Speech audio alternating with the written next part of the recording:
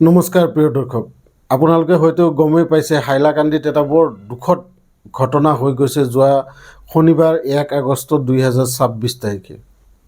নিশা ঘৰৰ সকলোবোৰে এটা পৰ্বত কাষৰ এঘৰৰ মানুহৰ ঘৰলৈ গৈছিল। তাত খোৱা দোৱাৰ ব্যৱস্থা আছিল, সেইবাবে সকলোৱে তাত খাই লৈহে ঘূৰি অহাৰ কথা আছিল। কিন্তু এগৰাকী 15 বছৰীয়া ছোৱালী যিয়ে ক্লাছ 10ত পঢ়ি আছিল, তাই হঠাৎ নিজৰ খুৰাকৰ ল'ৰাৰ সৈতে কিবা এটা কথাত তৰ্ক বিতৰ্ক হয় আৰু খঙতে তাই তাৰ পৰা গুচি আহে 10:30টাৰ সময়ত। আৰু যি ঘৰৰ পৰিয়াল, তেখেতসকলে যিহেতু ঘৰত জীয়েকে ঘূৰি গৈছে, সেই জীয়েকৰ কাৰণে কিছু খোৱা বস্তু লৈ 1 ঘণ্টা পিছত ঘৰলৈ ঘূৰি আহে। ঘূৰি আহি দৰজাখন খুলিয়ে দেখা পায় যে সেই ছোৱালীজনী ফ্ল'ৰত পূৰা তেজেৰে লাল হৈ পেলাই মাটিত পৰি আছে। আৰু এই ঘটনা হ'ল হাইলাকান্দিৰ আলৈচৰা বুলি এডোখৰ ঠাই, যাৰ পুলিচ ষ্টেচন পৰে কাটলিচেৰা। আৰু এই কাটলিচেৰা পুলিচ ষ্টেচনত লগে লগে খবৰ দিয়া হয় এই ঘটনাৰ বিষয়ে, আৰু পুলিচে গৈ মৃতদেহটো তাৰ পৰা লৈ পষ্টমৰ্টমৰ কাৰণে পঠাই দিয়ে। আৰু তাত ফৰেনচিক ৰিপৰ্ট সকলোবোৰ লয় তেখেতসকলে। ইয়াত গম পোৱা যায় যে সেই ছোৱালীজনীক এনেকুৱা আঘাত দিয়া হয়, যিটো মানে মই মুখেৰে ক'বলৈ মোৰ নিজৰ কেনেবা লাগিছে।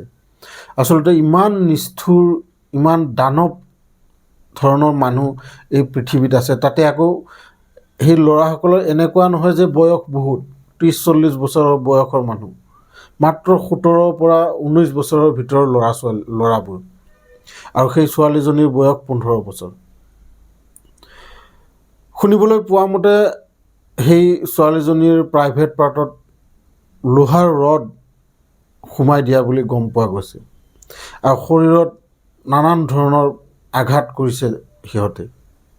আপোনালোকে হয়তো পাহৰি গৈছে, বহু বছৰ আগতে আপোনালোকে নিৰ্ভয়া কাণ্ড শুনিবলৈ পাইছে চাগে। এই ঘটনাটো দিল্লীত হৈছিল, আৰু এই ঘটনা আৰু সেই ঘটনাৰ একেবাৰে মিল খাই গৈছে। এনেকুৱা ঘটনা বহু বছৰ পিছত আকৌ শুনিবলৈ পোৱা গৈছে যে এই লোহাৰ ৰডৰ প্ৰচলন। সচৰাচৰ আমি টাউন এৰিয়াত এনেবোৰ ঘটনা শুনিবলৈ পাওঁ, কিন্তু এতিয়া গাঁৱতো মহিলাসকল সুৰক্ষিত নহয়। চাওক, নিজৰ ঘৰতো মানুহ সুৰক্ষিত নহয়, তেনেহ'লে এই চৰকাৰে বা এই প্ৰশাসনে কি কৰি আছে ক'ব নোৱাৰোঁ। এওঁলোকে কেইদিনমান আগতে দিল্লীত যন্তৰ মন্তৰত বোলে 2800 কিমানজন মানে উপদ্ৰৱী গৈছিল। এইবোৰ খুব তৎক্ষণাত 5 দিনৰ ভিতৰত তেখেতসকলে তদন্ত কৰি উলিয়াই লৈছে, মানুহবোৰক ঘৰে ঘৰে গৈ এৰেষ্ট কৰিছে, সিহঁতক জেললৈ পঠিয়াই দিছে। এইবোৰ তেখেতসকলে খুব সোনকালে কৰিব পাৰে। এই যে পহলগামত হিন্দুলে মুছলমান কৈ যে মাৰি থৈ গৈছিল, সেই পুলৱামাত 250 কেজি যিটো বিস্ফোৰক পদাৰ্থ, এয়া ক'ৰ পৰা আনিছিল, এইবোৰ তেখেতসকলে বিচাৰি নাপায়। মই ক'ব নোৱাৰোঁ যে আমাৰ প্ৰশাসনে কেনেকৈ কাম কৰে।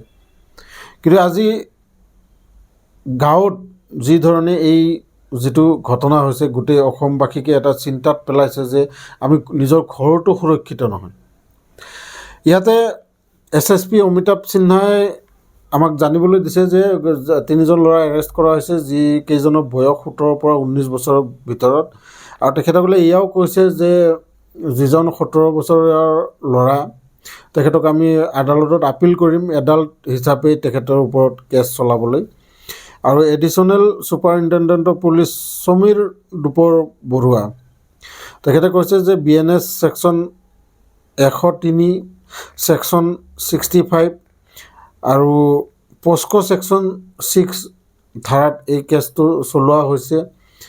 আৰু ইতিমধ্যে যোৱা দেওবাৰে ওচৰ পাজৰৰ চুবুৰীয়াই হাইলাকান্দিৰ পৰা যি বৰাক ভেলীত যোৱা, মিজোৰাম যোৱা ঘাইপথটো তেখেতসকলে বন্ধ কৰি দিছিল।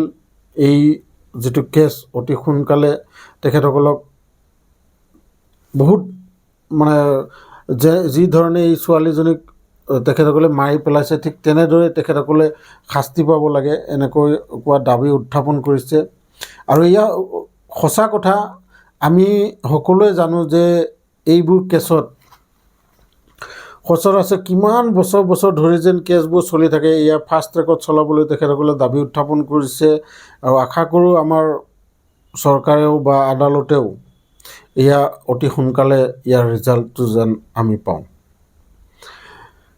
গতিকে যিয়েই নহওক, ঘটনাটো যদি আপোনালোকে গম পোৱা নাই তেনেহ'লে আপোনালোকে জানি লওক কি ধৰণৰ ঘটনাটো এইটো হৈছে। আৰু আশা কৰোঁ আপোনালোকে ভিডিঅ'টো চাই ভাল পাইছে, আৰু যিসকলে নতুনকৈ মোৰ চেনেলটোত আহিছে চেনেলটো ছাবস্ক্ৰাইব কৰি ল'ব, লগতে এই ভিডিঅ'টো লগৰবোৰৰ লগত শ্বেয়াৰো কৰিব। লগ পাম এনেকৈ এটা ইনফৰ্মেটিভ ভিডিঅ' লৈ নেক্সট ভিডিঅ'ত। তেতিয়ালৈকে ধন্যবাদ।